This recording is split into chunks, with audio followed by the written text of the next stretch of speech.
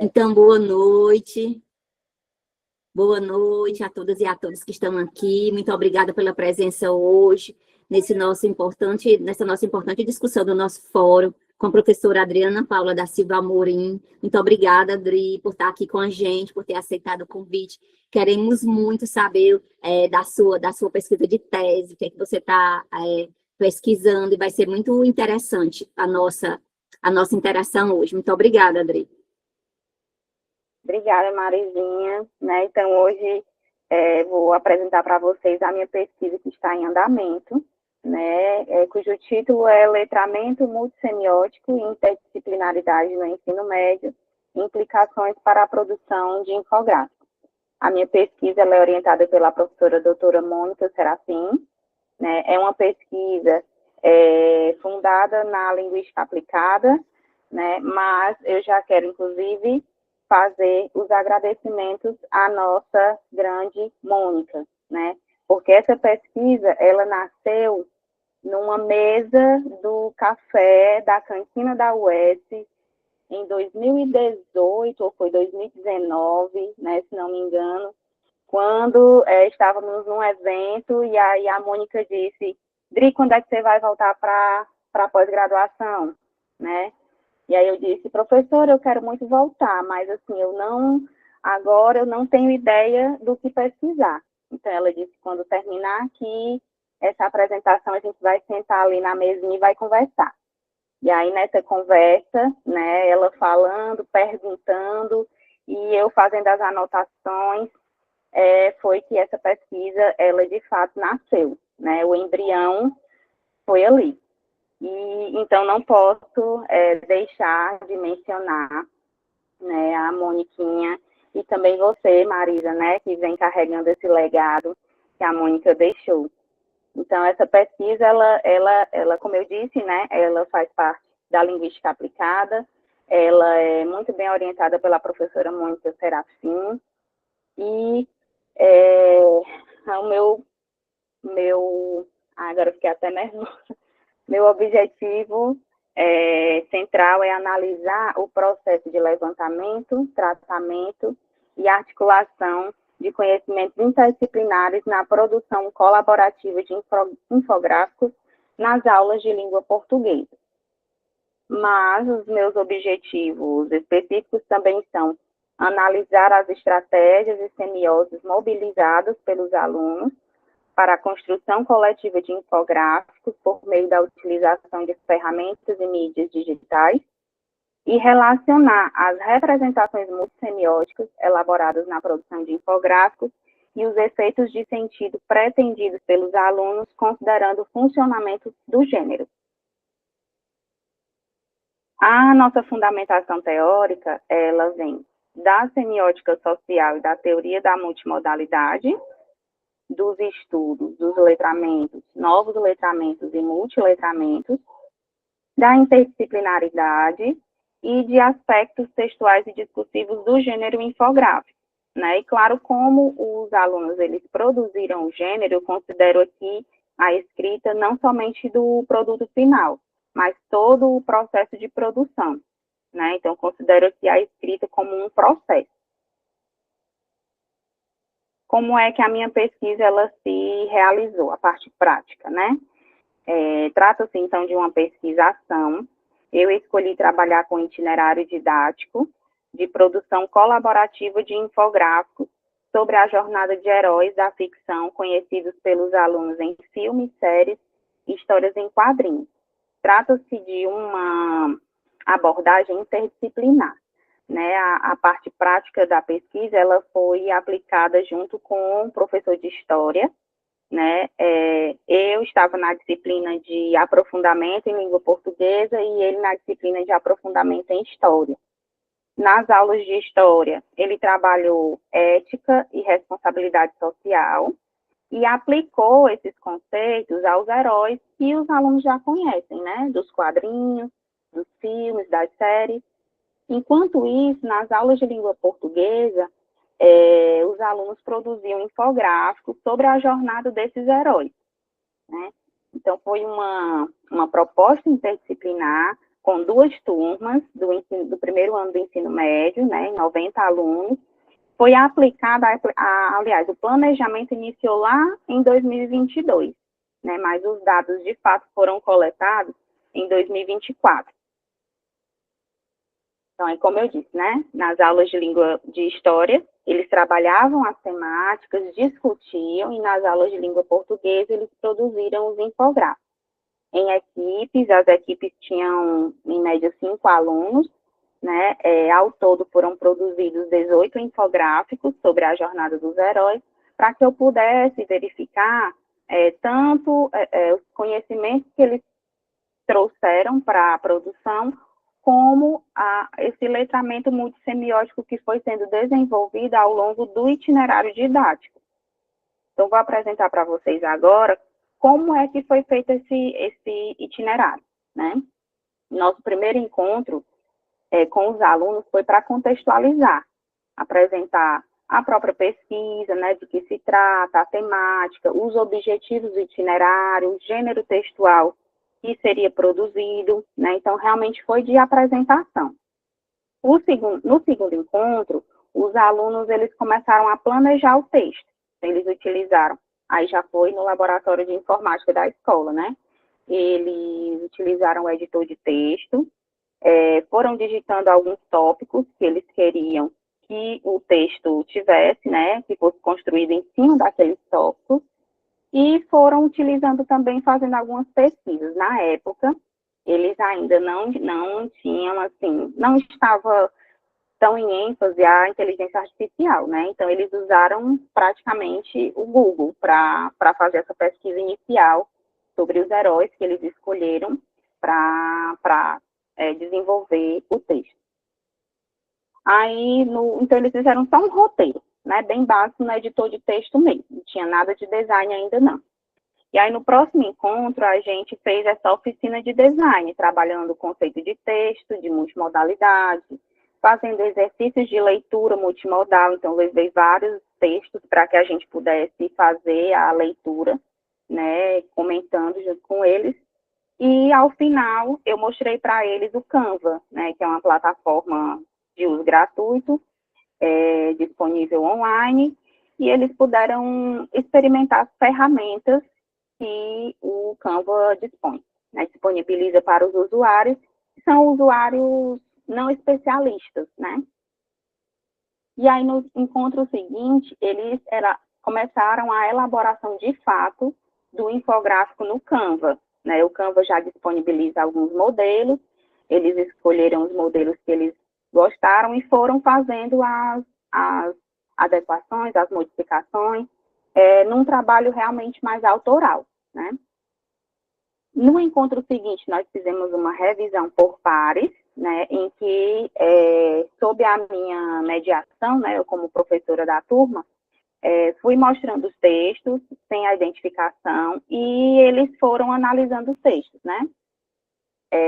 O que me chamou a atenção nesse ponto, nesse encontro, foi que eles focaram mais nos aspectos macroestruturais mesmo, né, e também em alguns aspectos multimodais. Foram fazendo observações como, eu acho que o título deveria estar mais chamativo, ou você deveria ter utilizado cores do herói que você escolheu, né? Então, eles foram fazendo esses comentários, fizeram alguns comentários também, tem muito texto escrito, né? Deveria ter mais imagem. Então, os autores do infográfico que estava sendo analisado iam tomando nota para que no encontro seguinte eles pudessem fazer a edição dos textos, né, com base nos comentários dos colegas, e ir melhorando esse infográfico. Depois, os textos passaram também pela minha revisão, né, enquanto professora. E aí eu utilizei a própria ferramenta de comentários do Canva, né, fui fazendo os comentários ao longo do texto. No encontro seguinte, eles leram todos os comentários e foram realizando as edições, né? À medida que eles finalizaram e disseram, pronto, professor, o nosso texto está terminado, já pode publicar, né? Nós publicamos esses textos tanto de forma impressa, né? Eu mandei imprimir bem grande para colocar nas galerias da escola, e também os textos foram publicados nas redes sociais da escola, né? Instagram e Facebook. E fizemos um encontro só para avaliação, para que a gente pudesse avaliar o próprio itinerário didático, né? O que eles conseguiram aprender, quais foram os principais desafios. E nessa entrevista, nessa roda de conversa, eu consegui captar muitas ideias deles, assim, por exemplo, a gente escolheu utilizar essas palavras porque vai ser publicado no Instagram e no Facebook, né? Então, assim, as famílias vão ter acesso, enfim, vai estar lá público para o mundo inteiro, né? Então, muitas escolhas que eles fizeram para os textos também tiveram como motivação essa questão da mídia, né? E de estar público, de estar aberto na internet, né? E agora eu estou nesta fase da análise dos dados, né? Estou com os 18 infográficos, mas o meu corpus não é somente os 18 infográficos nas suas versões finais, porque, como eu disse, eu considero o processo de produção do texto, né? Então, dentro da plataforma, eu consigo ter acesso a todas as versões que foram realizadas pelos alunos durante o itinerário didático, né? Então, todas as versões estão sendo consideradas na análise. E aí, as minhas 3 categorias de análise são os conhecimentos interdisciplinares, e eu defendo que toda atividade de leitura e produção de texto é interdisciplinar, né? Porque a partir do momento que eu decido escrever um texto, eu vou ali acionar uma rede de conhecimentos que eu trago, né, de diversas disciplinas.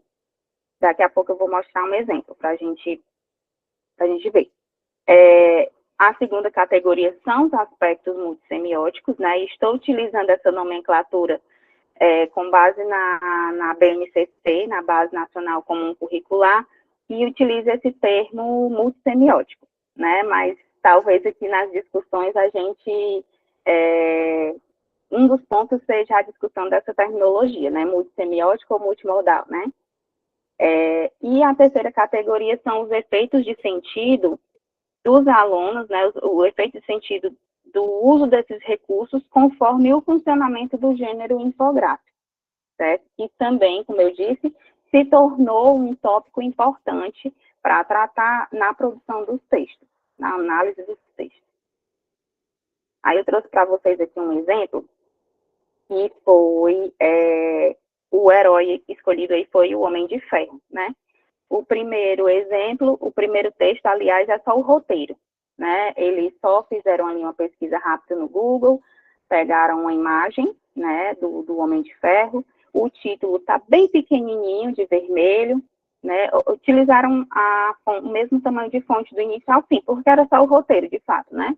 E foram ali elencando tópicos e praticamente copiando e colando trechos de pesquisa no Google. No encontro seguinte, que eles puderam experimentar o Canva, né, e de fato começar a fazer o seu infográfico, aí a gente já vê a inserção de alguns elementos de design, né, a seleção de cores e o uso de imagens também, né. Aí, na próxima versão, eles fizeram algumas modificações, por exemplo, onde havia alguns tópicos, eles transformaram, né, num texto texto escrito um pouco maior, retiraram uma imagem, trocaram a outra, então, assim, foram fazendo algumas modificações. E aí, no último encontro, depois da minha revisão, eu tive que, de fato, com algumas equipes, ser um pouco mais enfática, né? No sentido de dizer assim, gente, isso aqui não está bonito para ser publicado na internet. Vamos ver exemplos de outros textos que são publicados normalmente para vocês terem uma ideia de como é que é. E aí eles foram, e aí fui dando algumas dicas também em relação às cores, em relação ao uso das imagens, o que é que se torna mais atrativo para o leitor, né, do ponto de vista do leitor. E aí a versão final ficou bem diferente da inicial, né? Eu fiquei até bem contente com o resultado final dessa equipe, né? E aí a gente vê que eles trazem, no caso do Homem de Ferro, né, conhecimentos de cinema mesmo, porque é uma obra cinematográfica, né, que eles estão utilizando como corpus, né, digamos assim, alguns conhecimentos de tecnologia, né, alguns dados estatísticos que eles trouxeram de alcance e relevância do filme, né, e ética e responsabilidade social que perpassa todos os infográficos produzidos. Por quê? Porque era a temática que eles estavam trabalhando nas aulas de história. Não bastava eles tratarem da história do herói, eles tinham que relacionar com a temática que estava sendo tratada na disciplina, que era ética e responsabilidade social. Alguns resultados preliminares que a gente já consegue perceber, né, ao longo da produção desses textos foi o desenvolvimento do letramento semiótico, né, uma consciência maior no uso desses recursos, né, recursos visuais, habilidades de produção de texto, porque eles passaram por todas as etapas de planejamento, organização, retextualização, revisão, edição e publicação. Também conseguimos perceber, por meio dos relatos dos alunos, né, dos protocolos verbais, uma consciência em relação ao uso das tecnologias e das mídias, né, como eu disse, ao longo da produção, alguns usos que eles faziam eram decorrentes de pensar que isso vai ser publicado na mídia digital, né, que isso vai ficar online, e utilizando uma expressão do Kress, eles se tornaram designers ativos de significado, né? Eles puderam desenvolver essa habilidade, e não é só de profissionais, né? Não é só de especialistas, mas também de usuários comuns, como os adolescentes, que utilizam muitas vezes as redes, né, para fazer publicações, na maioria das vezes de vídeos, e poder pensar sobre isso, né, sobre o que produzir para ser publicado na rede. E aí, obrigada, e aí estou aqui pronta para ouvir os comentários de vocês, as sugestões, né, porque, como eu disse, eu estou nessa fase de análise e me preparando para os seminários de pesquisa. Então, assim, eu espero ouvir de vocês muitas sugestões. Suelene estava na minha qualificação, né, e provavelmente vai poder contribuir muito, eu vou anotar tudo. Muito obrigada, Adriana, pela sua apresentação. Aí vamos né, deixar em aberto para saber se alguém quer falar alguma coisa.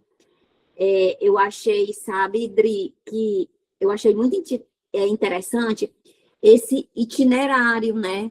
E a coerência entre as etapas que você mencionou, que começam com o quê? Com a contextualização, né? E planejamento, né? E avança até a revisão, né? E depois a produção final e a divulgação, não é isso? Isso. Então, e a gente percebe que isso tudo que você fez, esse todo, né? É como se fosse um ciclo de linguagem mesmo, né? Esse movimento um movimento contínuo de produção, de leitura, de reescrita, e aí os sentidos estão circulando aí, né? Uhum. E quando você chega na fase da revisão do professor, né? Porque primeiro tem uma revisão dos pares, né, Dri? Isso. E depois você como a professora, né? A revisão sua e uma avaliação coletiva também, não é isso? Isso. Foram duas revisões. Uma por eles mesmos, né? E outra minha. E aí há um deslocamento, né? Há um deslocamento importante que você faz. A escrita, ela vai deixar de ser vista apenas como uma tarefa escolar, e ela vai passar a ser uma prática social, porque é isso que você faz, né? Você demonstra que não é só escrever por escrever, mas está como uma prática social, porque vai envolver o outro, vai envolver o olhar externo, vai envolver o diálogo, vai envolver uma escuta, né? Então, eles vão anotando, né? As coisas, né? E, além do mais, tem uma coisa bem atual, que é essa divulgação dos infográficos nas redes sociais, algo que está muito próximo deles, né? É uma coisa que eles estão todo o tempo ali curtem muito, né? Que estão, né, nessas redes sociais. Então, que fecha esse percurso, né? Mas ampliando esse circuito comunicativo, na verdade, né? Porque quando o texto vai encontrar esse público das redes sociais, né? Então, ele sai da sala de aula e entra no espaço o quê? No espaço social de circulação. Entre eles, né? Entre eles e entre todo mundo, né? Isso, deixa de ser uma atividade. Então, é bem interessante isso. Meramente. Oi. Então, tá escutando, Dri? Tô ouvindo. Tá? Ah, sim. É porque ele está falando da outra Adriana. A gente tem aqui uma duplicidade de Adrianas, né? Então, me parece que esse itinerário, né? É como se eu vi ali o texto, né? Mostra o texto como um acontecimento de linguagem completo, na verdade, né? Porque nasce de um projeto de dizer, passa por múltiplos processos de leitura e revisão e chega a um espaço público, né? Então, a gente tem esse evento, né? O texto como um evento completo. E aí, Dri, eu fiquei pensando, como é que essa etapa final de circulação, Dri, a publicação e a visibilidade dos textos, né, que são dos infográficos produzidos pelo aluno, reconfigura esse sentido, até que ponto reconfigura esse sentido de autoria e o lugar do texto na escola. Eu não sei se você chegou a pensar sobre isso, porque você está dando uma outra significação, né, para esse lugar do texto na escola. E, ao mesmo tempo, um outro sentido de autoria, porque começou com ele, com um aluno ali, e foi para outros, né? Vamos lá. Se você puder comentar alguma coisa, ou se não, tem muitas inscrições aqui. A Helena levantou a mão, tem o Luiz Rodolfo também, que levantou a mão, a Su também. Como você quiser. Você quer logo que as meninas falem, ou você quer logo falar alguma coisa sobre o que eu falei? Em relação à ressignificação da autoria, né, do lugar do texto, vocês estão me ouvindo bem? Estamos, Dri. Pronto, porque tem hora que parece que dá um delay, acho que é a internet. Então, em relação à ressignificação da autoria, né, do lugar do texto, a partir dessa socialização, eu vou ficar como um ponto para discussão, né? Preciso discutir de fato sobre isso, porque vixe, caiu aqui, peraí, deixa eu ir pelo celular. Deixa eu sair aqui. Pronto, estão me ouvindo? Estou pelo celular agora. Sim. Pronto, então assim, vai ficar como um ponto de fato para discussão, né? Até então eu estava olhando mais para o processo de criação do texto, né? E então já anotei, Marizinha, como um ponto para que eu possa me debruçar sobre ele, certo? Na análise. E muito obrigada. A Helena quer falar agora, Helena? Adriana, eu achei super legal esse trabalho, porque essas coisas todas que a Marisa disse aí, né, de como envolve os alunos e tudo, e eu achei bem importante ali aquela parte que tu diz que eles revisam por pares, né, porque é uma maneira de testar se aquilo que eles escreveram tá claro, tá, porque às vezes a gente corrige, né, o próprio professor pega o texto do aluno e ele é o leitor, né? Aí ele interpreta, claro, conforme o conhecimento dele, e normalmente o professor é um leitor experiente, né? E aí ele vai fazer anotações, às vezes não, totalmente pautado naquilo que como ele leu, né? E aí fica uma coisa meio de cima para baixo, assim, né? Ah, tá, o professor corrigindo, e no meio disso tem as correções gramaticais, sei lá o que, tem outras coisas.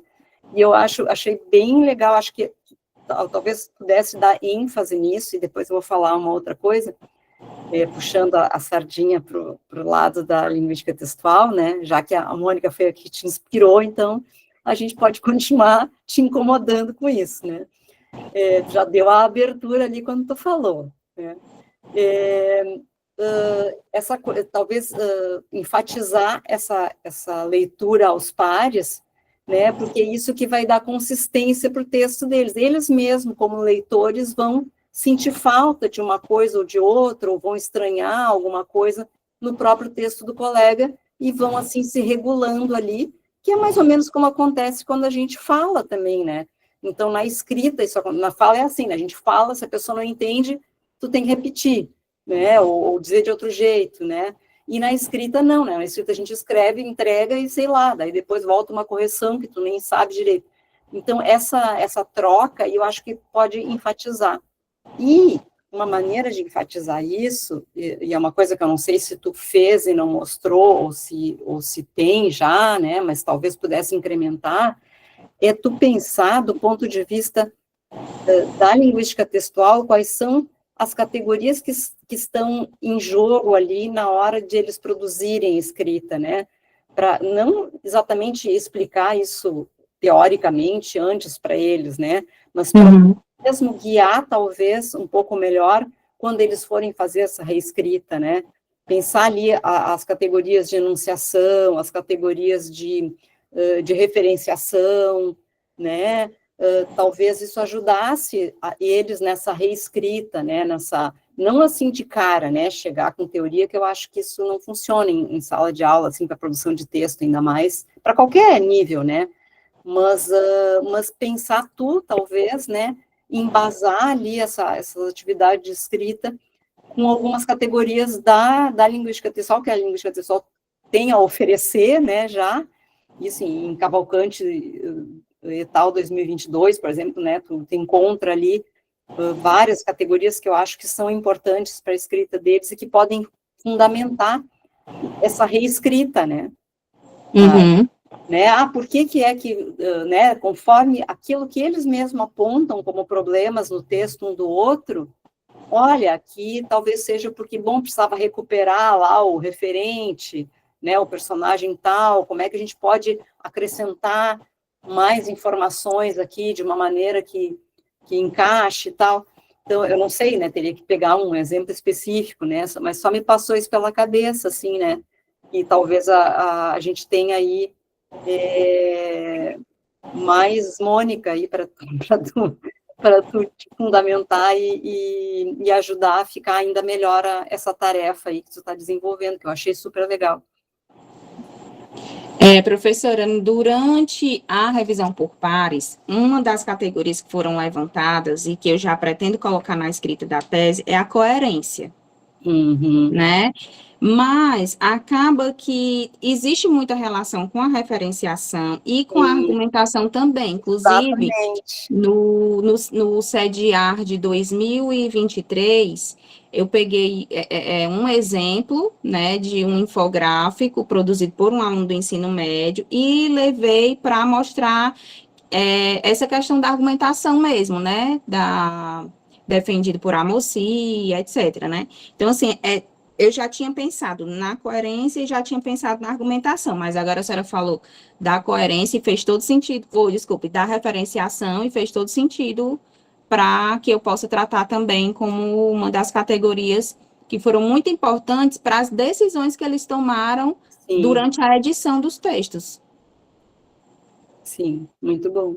Porque aí tu tem um guia, né, para ajudar eles na reescrita, né, é para ti, né, na verdade, porque as categorias tu não vai explicar, né, explicitar essas coisas, porque eles não vão, né, acompanhar, nem vão se interessar por teoria, assim, né, mas é para ti mesmo, né, para te guiar ali, te ajudar a ver por onde que tu pode ajudá-los a reconstruir os textos de maneira que fique mais comunicativo, mais atrativo, mais coerente mesmo, né? E eles, embora eles não tenham conhecimento da teoria, eles fazem isso muito intuitivamente, Claro. né? Sim, a gente na linguística visual depreende essas categorias que já estão no texto, né? Que todo falante usa, mesmo sem ter consciência, né? Essa que é a parte do professor e do analista, né? Mas achei muito boa a tua iniciativa e o teu trabalho. Dri, Obrigada, o que é que você encontra de mais, assim, que geralmente que se repete nessa avaliação que eles fazem dos textos uns dos outros? O que é que eles apontam geralmente? Tem alguma coisa nesse sentido? O que é que se repete, assim, quando eles vão fazer essa avaliação? Ou você também não pensou sobre isso? Eles falavam muito sobre, assim, esse texto está muito longo, tem que deixar ele mais enxuto, né? Então, assim, mostrando que precisa sintetizar mais as informações, né?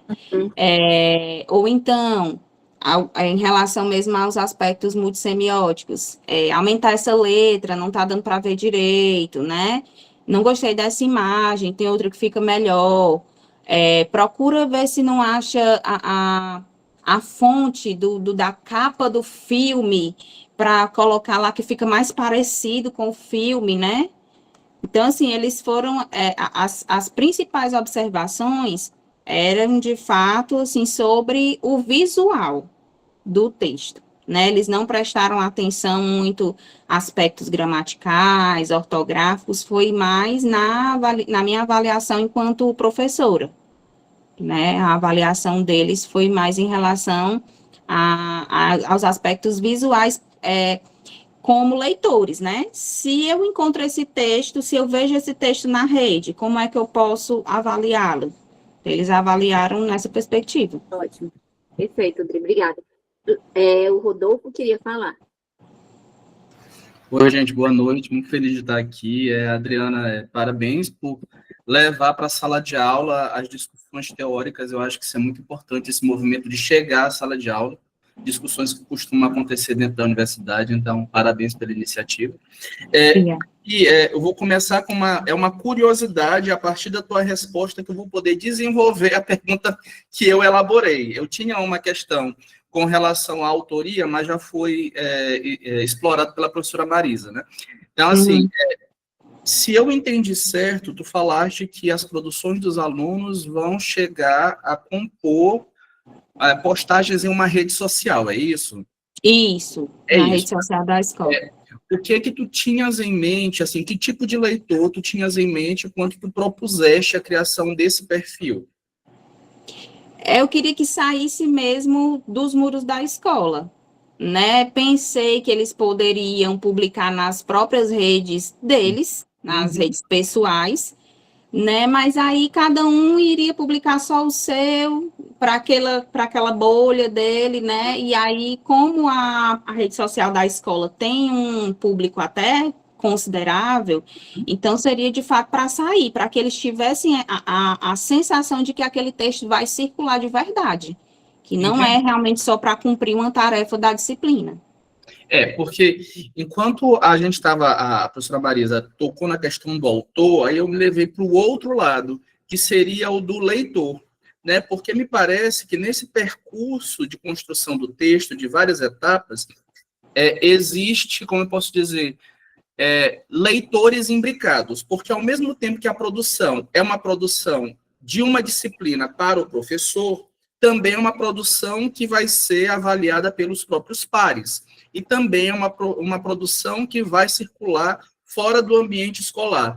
Então, eu penso que essa própria constituição do leitor presumido nesse texto, ele sofre várias nuances, né? Porque ele não é só uma atividade avaliativa, não é só uma atividade, porque eu imagino que o componente timidez seja atravesse um pouco a própria produção, porque se está sendo avaliado por um colega dentro da sala de aula, né? E eu imagino que essa produção seja no ensino médio, tô certo? Isso, primeiro ano do ensino médio. Pois eu também dou aula no ensino médio, e a gente vê que quando o aluno se depara com uma situação de que ele vai ter o texto publicizado de alguma forma, mesmo que não apareça o nome, já fica, assim, uma certa resistência. Então, assim, é um texto que ele sofre várias coerções de diferentes ordens em razão desse leitor presumido, que é de diferentes ordens também. Então, como a professora Alena estava falando, acredito que uma categoria, não sei se chamar de categoria, seria a questão do interlocutor, do leitor, né? Observar como isso vai sendo construído em cada etapa, porque, de alguma forma, cada etapa tem um leitor presumido. E aí você vai vendo como que isso vai modificando, porque se durante a etapa da discussão em sala de aula, o leitor ali é um. Quando você leva para a discussão mais ampla, o leitor já é outro. Quando você já pensa para ir para a rede social, o leitor já é outro. Então, penso que marcas linguísticas aparecerão de modo diferente à medida que o texto for sendo reescrito. Não sei, é uma hipótese que eu estou levantando, tá? Era essa a minha pergunta, contribuição, tá bom? Muito obrigado, gente. Valeu. Obrigada, Rodolfo.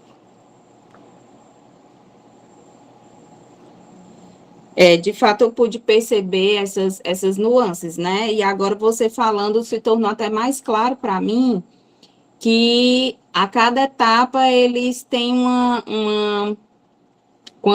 se bem que quando eles produziram a primeira vez, eles ainda não sabiam que ia haver essa revisão por pares, como é que ia acontecer, né? Eu não senti da parte deles, assim, uma resistência, porque desde o início eu falei, gente, é no sentido de melhorar, né? Não é no sentido de apontar os defeitos, mas o que é que pode melhorar, até porque quando a produção for circular, vai ser a produção coletiva, né? Então, vamos nesse sentido de ajudar o colega, né? E não de apontar o defeito.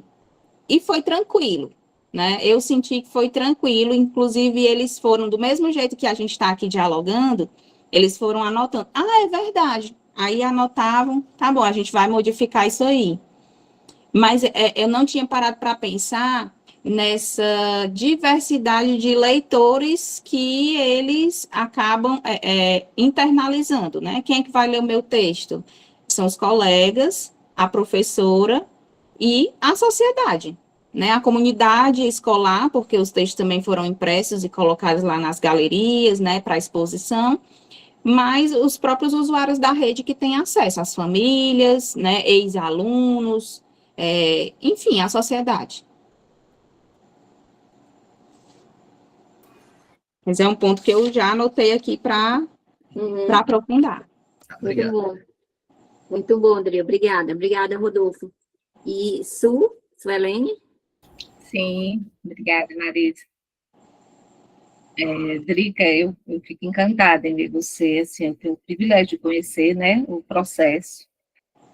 E essa pesquisadora, sabe, tão comprometida, que você revela.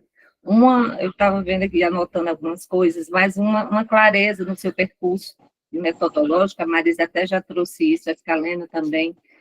A gente consegue caminhar, sabe, no seu trabalho, mesmo não estando nele, né? Porque isso, às vezes, é complexo, né? Quando você não deixa isso claro, as pessoas que vão se deparando com o seu texto não sabem exatamente, né, de onde você tirou, como foi que aconteceu. Então, assim, parabenizar por isso, né? O seu percurso metodológico está muito bem didático, muito bem apresentado, e você apresenta a escrita realmente processual, né? Porque a gente, às vezes, traz, o Rodolfo falou sobre isso, né? Até o momento da publicização, né?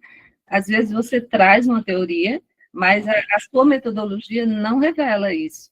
E você é muito coerente quando você trata dessa, né? Isso é o que está na base, isso não é novo, né? Que o professor tem que ter esse olhar processual. E você faz valer isso, né? Não é só uma tese, eu vejo assim, é a sua essência, é a Adriana, professora, né, que coloca esse... Parabéns por isso, a sua trajetória metodológica, muito porque você traz esse negócio social, você traz os multiletramentos, você traz a proposta da interdisciplinaridade, ainda vem de trazer a questão do trabalho com, né, as temáticas que são polêmicas, éticas, né, de responsabilidade. é muito fôlego. Eu sei que tem a Mônica aí, né, que traz você, e ela tem toda essa competência, mas às vezes a gente não consegue. Até chegar nessa questão da motivação, dessa escolha, do recorte, dos filmes, dos heróis, né, porque a gente tem que imaginar se um infográfico é um texto difícil, é complexo, né? Ele traz muitas informações, mas trazer de uma forma assim, você trouxe, eu acho, mais palatável, né? Vão trazer os heróis, o que é que eles trazem, tá? Então, eu queria parabenizá-la por isso. A questão também que você traz do diário de bordo, né? Acho que foi esse nome que você trouxe, eu acho isso aí fantástico. Já tinha sinalizado para você, não lembro, porque, assim, pensar sobre, né, imaginar esse atravessamento, o que os alunos pensam, né, no momento que estão nesse processo, isso é muito importante. Poucas pesquisas têm essa preocupação, até porque é mais um olhar que a Adriana vai ter que ter, né, você vai ter que olhar o registro dos alunos, o que eles pensaram, não é só assim, é uma pesquisação grandiosa, né, aí já exige muito de você e tem muito louvor, tá? E, assim, a questão, se você pudesse debruçar também, se for interessante, tá? Porque cada um traz aqui, a Lena trouxe a contribuição, né? O Rodolfo, a Marisa, mas, assim, eu fiquei vendo, acho que é um gênero que trata também dessa questão da organização tópica. Uhum. Não saber hierarquicamente o que é que vem primeiro, então, quem é esse personagem, de onde ele veio, contextualizar as ações, né? Os filmes, enfim. Talvez, se você achar que é oportuno, perguntar a eles sobre isso, né? Como já foi dito aqui, sem teorizar, mas como é que eles organizam hierarquicamente, né? Como é que eles selecionam e dispõem, né? Porque tem toda uma configuração lá do infográfico, se isso tem um peso ou não. Então, se eu não conheço o personagem de cara, eu preciso apresentar quem é esse, né? Quem é esse personagem que escolheu, quais são as características, como é que ele marca, quais são os valores que estão por trás, né, das ações da série, do filme, o que for. Eu acho que seria interessante, se você achar que é viável, trazer a organização tópica, tá bom? E aí você traz, só para encerrar aqui, você traz a sua preocupação, e é genuína, se coloca multissemiose e multimodalidade, né? Aí você justifica. Muito bom, Suta. Eu também queria. É muito bom a gente falar sobre isso, até para distinguir um do outro, né? E saber o que usar, né? Pode falar, Suta. A Mônica falava muito sobre isso, que eu queria falar, assim, mais abrangente, os textos semiótica de Sul, vamos fazer um recorte, porque a multissemiose é um universo, assim, muito abrangente. Quando você abre essa fala dessa forma, cria uma expectativa que você vai dar conta de aspectos cromáticos, auditivos, visuais, e a gente, no infográfico, não dá, né? Aí eu fico falando assim, eu sei que você traz a justificativa do que está na base, e é isso, né? As suas escolhas estão muito bem justificadas. Mas talvez você pudesse dizer, embora a base tenha essa nomenclatura, você prefira multimodal, uma vez que você não vai dar conta de aspectos X, Y e Z. Por exemplo, se você achar, junto com a Mônica, que esse é o caminho, tá? É para fazer um contraponto com o que a base traz. A base traz muito timidamente nessas questões, ela não trabalha, e ela não trabalha com a nomenclatura de multimodalidade, mas você pode dizer, né, que pelo caráter das suas intenções de pesquisa, talvez fique mais adequado. Você não faz, né, porque a multissemiose ela é muito ampla, aí trabalha as questões, como eu disse, né, do cinema, então, e outra coisa também, só para encerrar mesmo aqui, só para ter um cuidado, para não ficar assim, olha, os alunos sinalizaram que as questões visuais, né, chamava atenção, porque assim, eu lembro isso, foi até a Ana Célia que trouxe para mim, ela disse, olha, tudo é visual, pode ser a letra, pode ser né, a figura que estiver lá, então evite colocar esse visual como se fosse excludente, né, assim, como fosse uma oposição ao que não é linguístico, ao que não é, né, a escrita verbal. É só nesse sentido, você dizer, para não colocar como uma dicotomia, sabe? Vamos apontar aspectos visuais. Tudo que está ali materializado é visual. Então, é melhor que você fale mesmo um caráter mais imagético, né? Tá bom? ou trazer mesmo a questão do texto verbal e não verbal, fique tranquila, porque tudo é visual, tudo é captado pela visão, tá bom? Mas, assim, eu fico imaginando, sabe, quando você terminar, eu já tinha lhe dito isso no projeto, quero apresentar isso para os meus alunos de estágio, né, porque, como já foi colocado aqui, tu precisa estar na sala de aula, que não seja só um protocolo, uma exigência acadêmica que você está trilhando com muito zelo, mas que isso reverbere na escola, como você trouxe, acho que vocês lembram, né, a Adriana teve uma fala linda na formação, né, Marisa? Então, assim, foi muito bonito, tem muita visualização no YouTube, sabe? Então, assim, que a gente possa mostrar que o que se aprende na universidade, né, ele pode ser aplicado na sala de aula, com todas as adaptações e os filtros que o contexto vai exigir. Então, muito obrigada por aprender com mais uma vez. Muito feliz. Obrigada, Suelene. Você é uma das inspirações desse trabalho também, né? E já vem contribuindo, né, com a minha pesquisa. E, assim, de fato, uma das minhas intenções, desde o início, é que essa tese ela não seja uma simples análise, né? Mas que, de fato, possa, de alguma forma, contribuir com o trabalho de outros professores, né, até mostrando para eles que não é tão difícil, né, o aluno, se você colocar a tarefa para que os alunos façam, e que haja um sentido para eles fazem, e aprendem muito com isso, né, então, a minha intenção, de fato, é fazer isso após a defesa, né, que isso chegue para os professores, de alguma forma, né, eu vou pensar como fazer isso, mas que isso, de fato, chegue aos professores que estão em formação ou que já estão atuando. Sim, muito bem.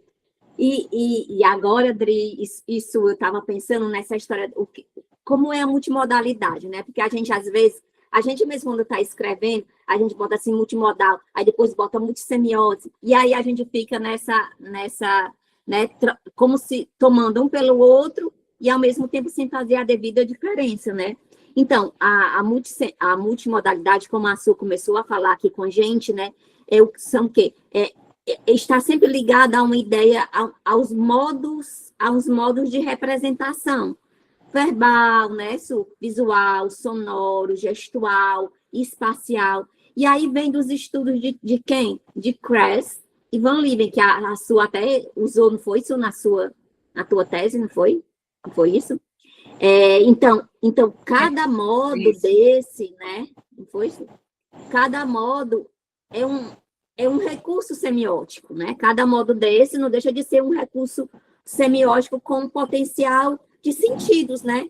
E os nossos textos, né? Ainda mais esses textos contemporâneos, quando a gente fala texto, está se referindo a texto de uma forma geral. Não importa se tenha aspectos só verbais ou só imagéticos.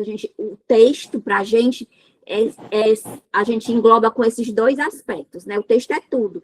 Engloba o verbal e o imagético também. Então, a gente não diz assim, só o texto verbal ou o texto imagético, porque, na verdade, é o texto.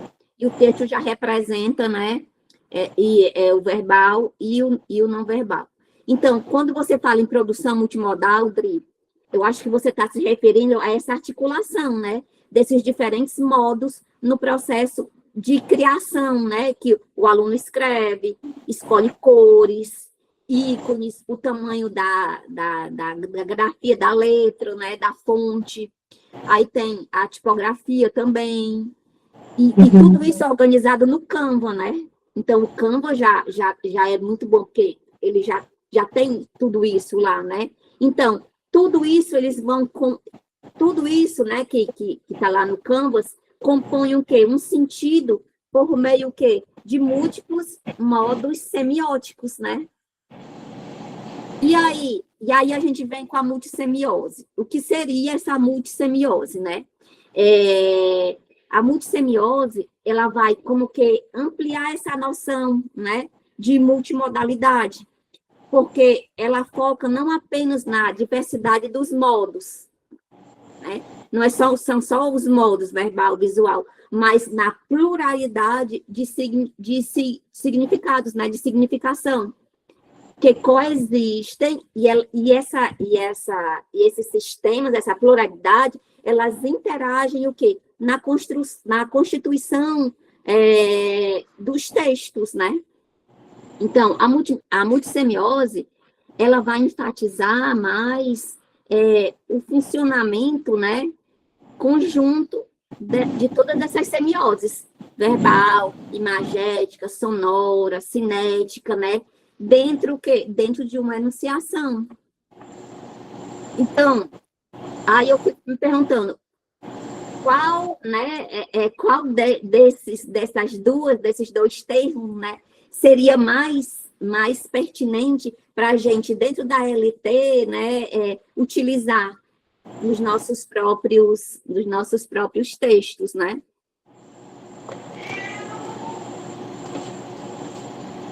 Pois é, eu também tenho essa dúvida.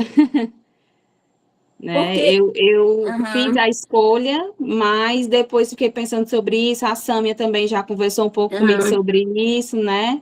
E agora, vocês explicando, se tornam até mais fácil de fazer a escolha, né? Até pela base teórica que eu utilizei, que foi Krause e Van Leeuwen. Você já utilizou eles? Eu cito na fundamentação teórica. Certo.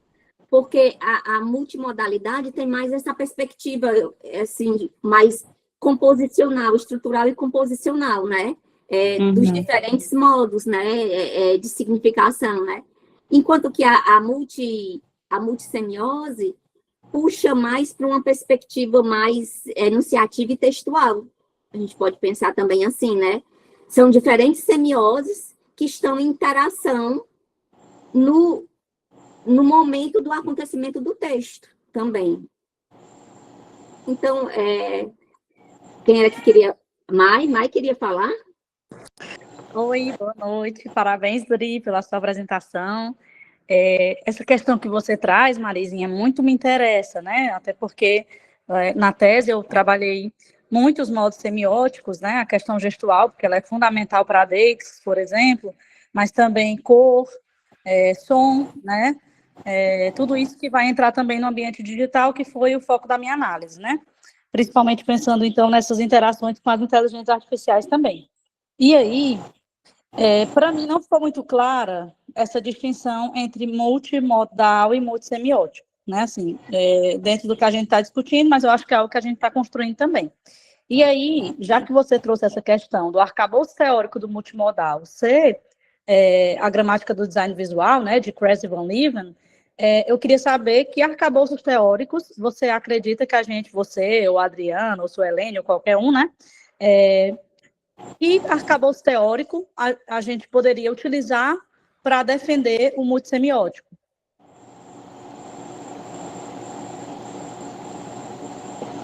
Pois é, porque assim, nos estudos que eu fiz, eu comecei na semiótica social, né? Porque a semiótica, de fato, ela é bem mais ampla, né? E ela tem várias vertentes, né? Então, a escolhida por mim foi a semiótica social e dentro dela está a gramática do design visual. Então, como eu disse, eu só utilizei o multissemiótico porque por se tratar de algo para o ensino, né? E eu trago essa já na justificativa a questão da base nacional curricular. Lá eles utilizam essa nomenclatura, multissemiótico, mas na base teórica é o multimodal. Inclusive, eu cito um texto que foi produzido por vários autores, o Grupo de Nova Londres, né, que é um manifesto pela pedagogia dos multiletramentos. Eles falam em multiletramentos e lá eles trazem um esquema, né, que é trazendo cada modo. Né? Existe um modo espacial, existe um modo sonoro, existe um modo gestual, existe um modo linguístico, e todos eles juntos têm o multimodal. Então, eles também trazem a nomenclatura multimodal. Aí, qual seria a base teórica para utilizar o multissemiótico, eu não saberia dizer agora. Né? Se alguém puder contribuir. Inclusive, viu, Maidri, o Eduardo Almeida, na dissertação dele, orientado pela Moniquinha, ele só trabalhou com a multimodalidade. Ele pegou os exemplos dele, tirado, acho que foi se eu não me engano, foi do Instagram, né, as postagens, né? Foi o X. Foi do quê? Foi do X, foi?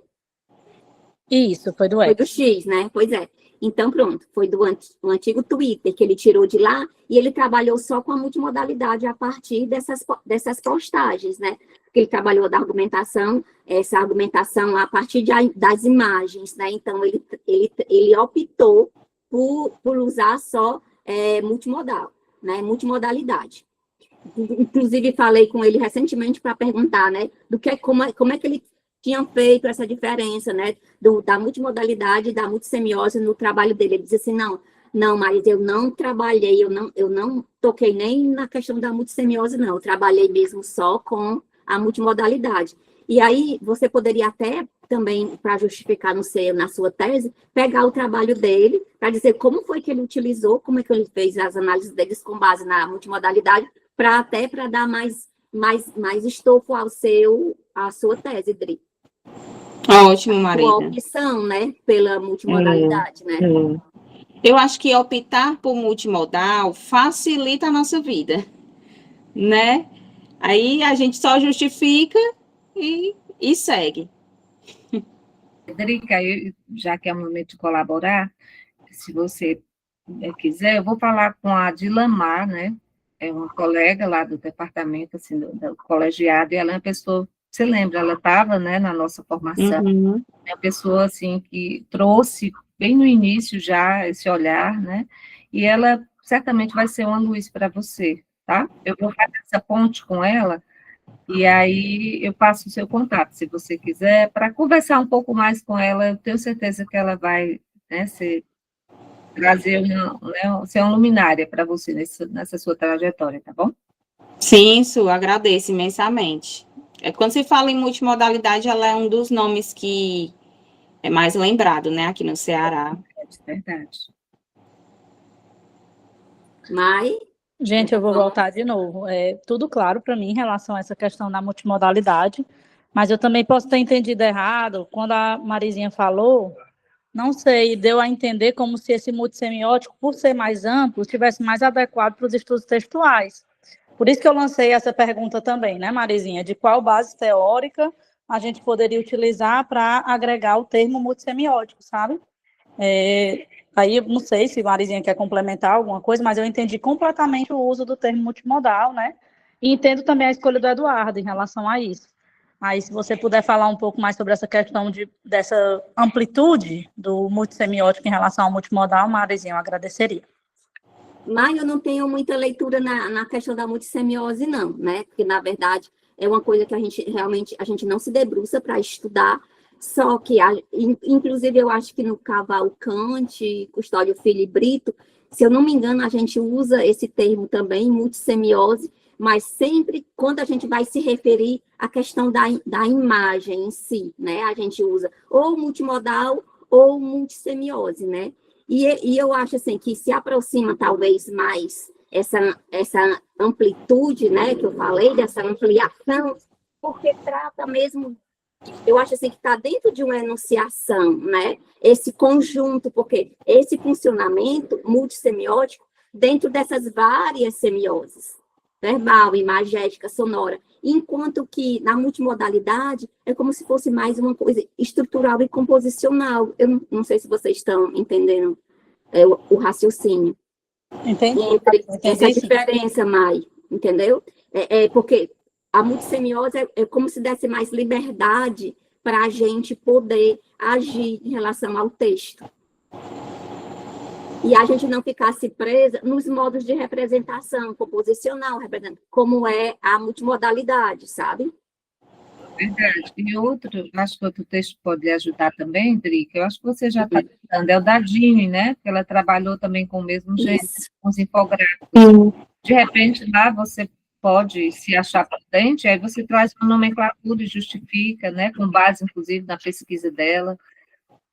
Foi um dos textos que a Mônica me me indicou ler, né, nessa conversa que a gente teve lá na UES, Alice, ler a dissertação da Dini. Aham. Exatamente, porque também a Dini trabalhou com os infográficos, né? Foi. E eu acho que, se eu não me engano, ela trabalhou também com Crazy Van Lieben. Foi. Porque, na verdade, era o que a gente tinha, né? No momento para trabalhar a imagem, né? Eu acho que ela utilizou, foi eles também. Foi sim. Muito bom. Alguém mais quer comentar o trabalho da Dri?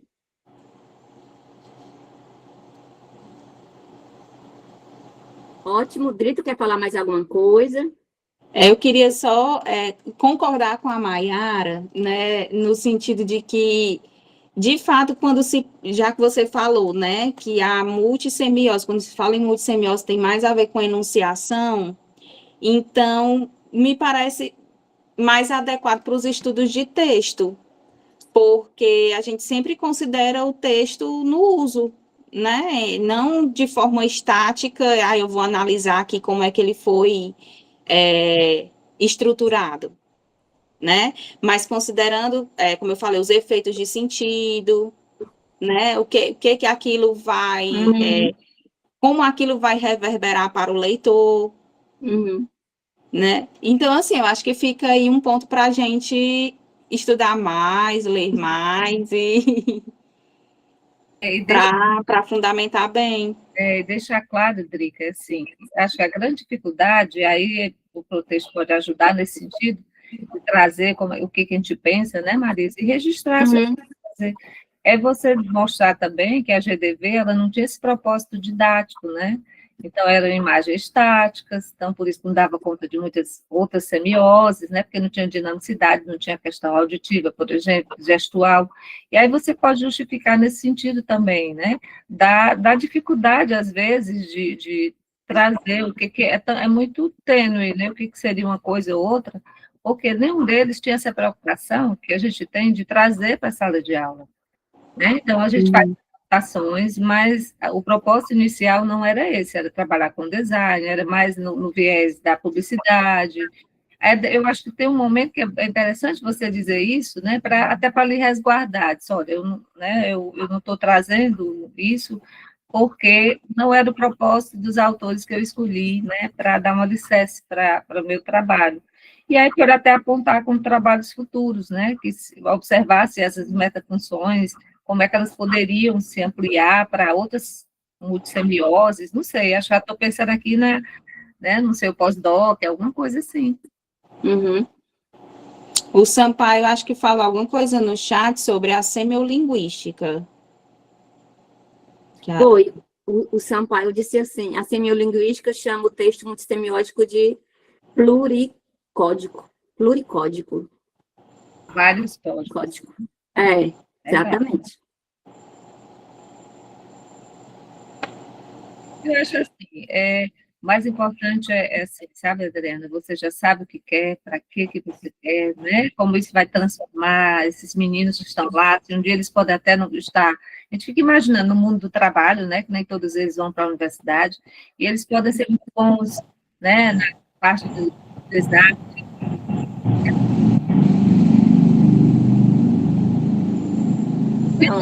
Acadêmico, você tem que deixar, né?